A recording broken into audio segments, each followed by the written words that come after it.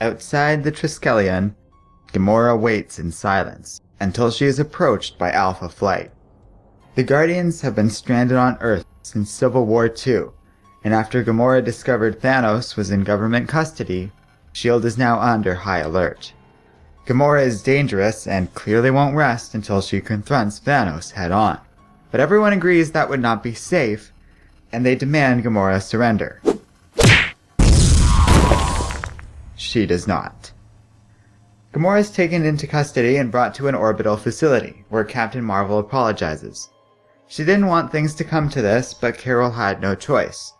Earth can't have her running around breaking into government facilities in some insane, misguided hunt for Thanos. Besides, she has an update. The Titan is no longer on Earth.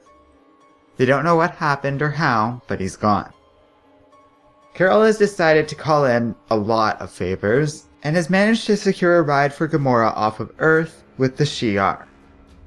Danvers tried to get the rest of the Guardians to come along, but that didn't work out. The Shi'ar arrived directly after this, and Gladiator is ready to pick up the rogue assassin. But he notes there is a problem. That is not Gamora. Her skin is an entirely different shade of green. Realizing the alien switched places with an agent, Abigail panics, ordering the facility into lockdown mode. Brand makes it clear to her people not to confront Gamora directly. They'll only get themselves hurt. Back on Earth, the real Gamora creates a distraction, before making her way into Thanos' cell. There, she sees that the Titan is indeed gone. The door to the cell slams shut behind her, and on the other side, Carol apologizes once again. Danvers wasn't lying when she said that Thanos was gone. And though it was impressive how Gamora managed to find out where they were holding him, S.H.I.E.L.D. has her now, and they can't let her out. Gamora demands to be freed, but reluctantly, Carol and her friends leave her in there.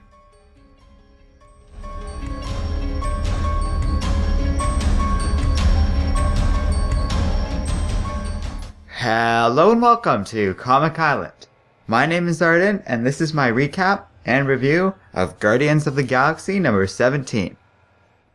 So ever since Civil War II, they've been doing some interesting stuff with the Guardians.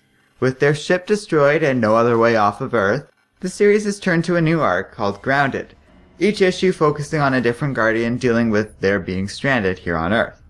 It's a premise I actually really dig. We spend so much time with the Guardians in space that them on Earth feels like a change of pace. It's a neat concept that I really like the idea behind.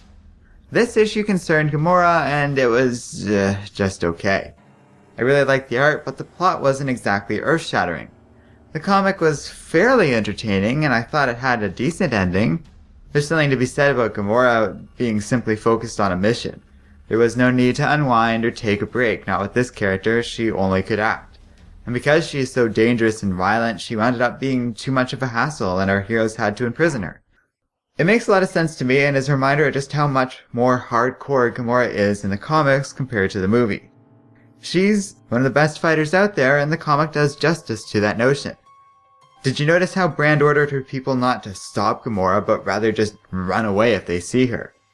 That's a smart little detail, as it shows that Abigail knows that any of her people confronting Gamora head-on would stand no chance against her, only likely to be seriously injured or killed. Yet the heroes were also perfectly aware that Gamora doesn't really wish them any specific harm either. Both sides were in a tough spot and did what they thought was best, but Gamora, being who she is not going to just sit around while there's a Thanos on the loose. The comic had some interesting parts, and like I said, that ending kind of really cements this point.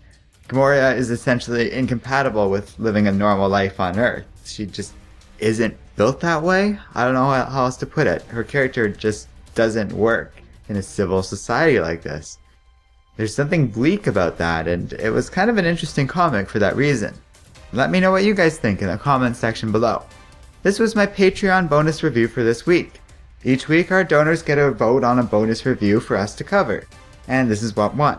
If you want to say in the videos we make and the comics we review, check out our Patreon page. You can find a link in the video description below. Finally, don't forget to like, subscribe, and keep reading comics.